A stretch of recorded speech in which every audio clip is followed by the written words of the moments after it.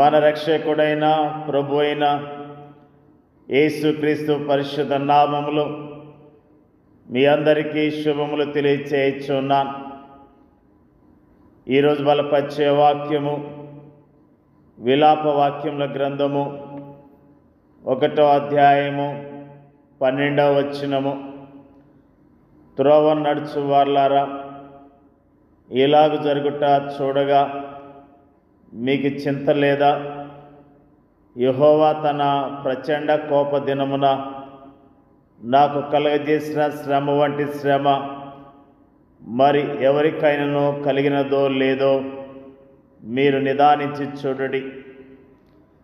యెరూషలేము పట్టణముకు సంభవించిన దుర్గతి గురించి ఈ రోజున మనము ధ్యానం చేయుచున్నాం.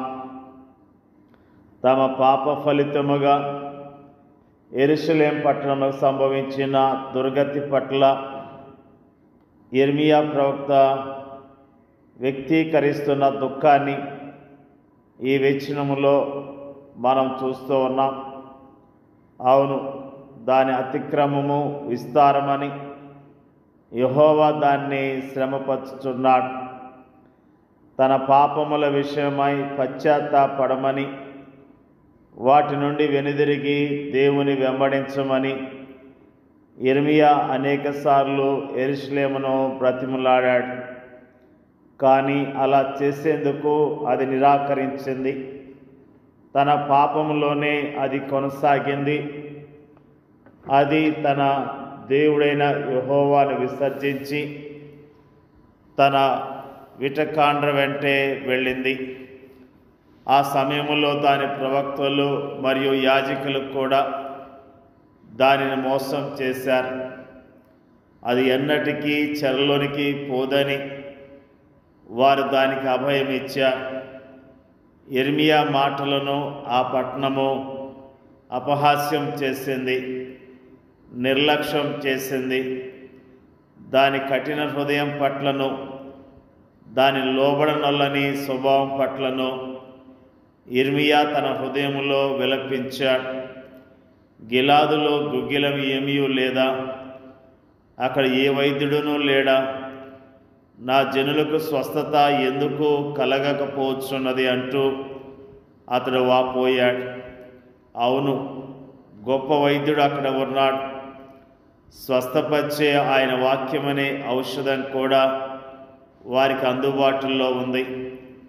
అయినప్పటికీ వారు ఆ వైద్యుని నిరాకరించారు, ఆ ఔషధాన్ని కూడా నిరాకరించారు. అయితే ఈనాటి మన ధ్యాన వచనం లోతుల్లోకి మనం వెళ్ళినట్లయితే మన ప్రభువుని యేసు వ్యక్తీకరించిన తీవ్రమైన దుఃఖము ఇందులో మనకు కనిపిస్తుంది. నిజమైన యిర్మీయాగా ఆయన యెరూషలేము దుస్థితి పట్ల విలపించాడు. నమ్మకముగాను ప్రేమపూర్వకముగాను ఆయన దాని పాపస్థితిని గురించి హెచ్చరించాడు.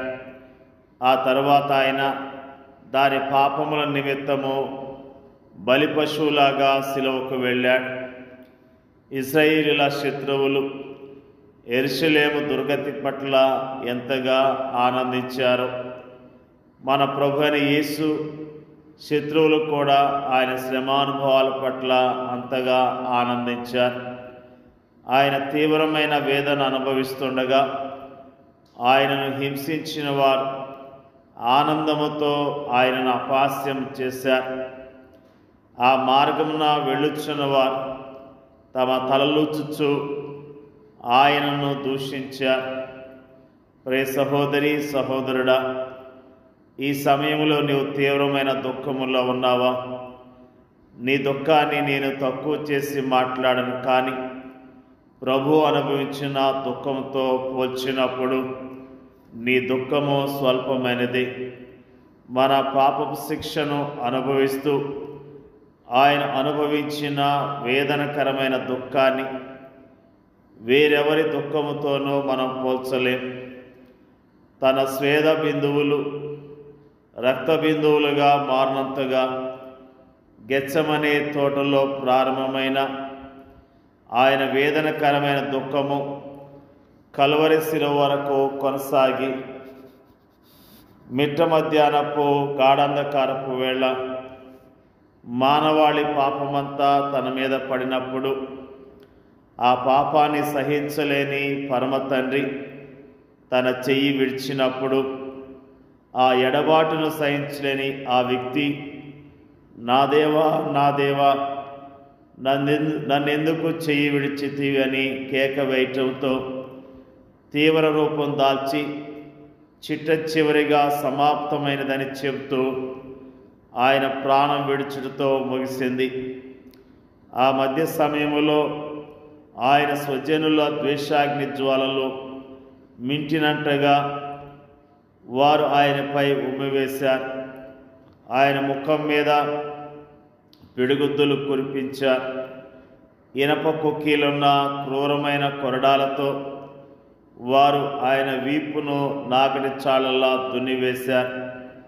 ఆయన తల మీద ముళ్ళ కిరీటాన్ని ధరింపచేశారు. భారమైన శిలువను ఆయన భుజాలపై పెట్టి యెరూషలేము వీధుల గుండా కల్వరిగిరి వరకు ఆయన నడిపించారు. పదునైన ఇనప మేకులతో ఆయన్ను శిలువకు బంధించి మండుటెండలో ఆకాశానికి భూమికి మధ్యలో వేలాడదీశారు. ఈ ప్రక్రియ అంతటిలో ఆయన నడినెత్తి నుండి అరికాల వరకు రక్తము ప్రవహిస్తూనే ఉంది. అలా నడినెత్తి నుండి అరికాల వరకు రక్తసిద్ధమయ్యున్న ఆ వ్యక్తిని చూచి వారు అపహాస్యము చేస్తూ పైచాచికానందాన్ని అనుభవించారు. ప్రభువైన యేసు ఇంతటి దుఃఖాన్ని ఎందుకు అనుభవించాడు?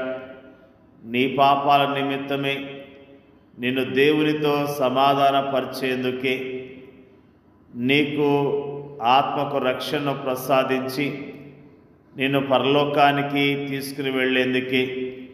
అంతేకాదు, నీ దుఃఖ సమయాల్లో నీకు ఆదరణ ఇచ్చేందుకును, నీ హృదయ గాయాలను కట్టి నిన్ను స్వస్థపరిచేందుకును, నీ జీవితాన్ని బాగు చేసి నిన్ను తిరిగి సమకూర్చేందుకును ఆయన అంతటి దుఃఖాన్ని, వేదనను అనుభవించాడు. దేవుని ప్రజలమైన మనము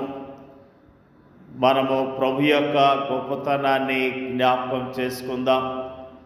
ప్రభు మన కొరకు ఎంతటి త్యాగాన్ని చేశాడో, ఎంతగా మన కొరకు త్యాగం చేసి మనల్ని విడిపించాడో వాటన్నిటినీ గుర్తు తెచ్చుకొని ఆయన మహిమపడదాం. దేవుడి యొక్క వాక్యాన్ని దీవించునుగాక. పరిశుద్ధుడైన మా తండ్రి, నీకు వందనాలు, స్తోత్రాలు తెలియజేస్తూ ఉన్నాం. ఈరోజు మాకు తెలియజేస్తున్న అద్భుతమైన మాటలను బట్టి నీ స్తోత్రం తెలియజేస్తూ ఉన్నాం. నీ శిలువ త్యాగాన్ని బట్టి, నీ యొక్క ప్రభువా నీ యొక్క మరణాన్ని బట్టి, పునరుత్థానం బట్టి నీకు వందనాలు, స్తోత్రాలు తెలియజేస్తూ ఉన్నాం. ప్రభువా, మీరు చేసిన త్యాగము ద్వారా మమ్మల్ని విడిపించిన విధానం బట్టి నీకు వందనాలు, స్తోత్రములు తండ్రి. మాకు ఇచ్చిన రక్షణ బట్టి నీకు వందనాలు తెలియజేస్తూ ఉన్నాం. నీ ప్రజలముగా ఈ లోకములో ప్రభువా నిన్ను ప్రకటిస్తూ, నిన్ను ఘనపరుస్తూ, నీ కొరకు జీవించడానికి మీరే సహాయం చేయమని ప్రార్థన చేయించున్నాం తండ్రి. మా దేశంలో ప్రపంచవ్యాప్తంగా ఉన్న నీ ప్రజలను మీరు కరుణించండి ప్రభువా, నీకు స్తోత్రాలు. నిర్లక్ష్యముతో ఉన్న ప్రతి విశ్వాసతో మీరు మాట్లాడండి. నిర్లక్ష్యముతో ఉన్న వారి జీవితాలను బాగు చేయండి. నిర్లక్ష్యముతో ఉన్న వారు వాక్యానికి లోబడి సరిచేసుకొని యోగ్యముగా నీ కొరకు జీవించడానికి, నీ రాకడ కొరకు ఎదురు చూడటానికి మీరే సహాయం చేయమని ప్రార్థన చేయించున్నాం తండ్రి. మరి ముఖ్యంగా మా దేశాన్ని మీరు కరుణించండి. కోట్ల కొలది ప్రజలు ఉన్నారు. నీ త్యాగం యొక్క విలువ తెలియని వారు ఉన్నారు. ఎంతోమంది నీ నామాన్ని తెలియక చీకటిలో తచ్చాడుచు ఉన్నారు. అలాంటి ప్రజలకు నీ వాక్యము ప్రకటించబడటానికి ప్రతి మారుమూల గ్రామానికి, మారుమూల పట్టణాలకు, పల్లెలకు నీ సువార్త వెళ్ళటానికి, అనేకులు నీ వాక్యాన్ని విని రక్షణ పొందటానికి నీ నామంలో దీవించబడతాను సహాయం చేయమని యేసుక్రీస్తు నామములో అడిగి వేడుకొంచున్నాం తండ్రి. ఆమేన్.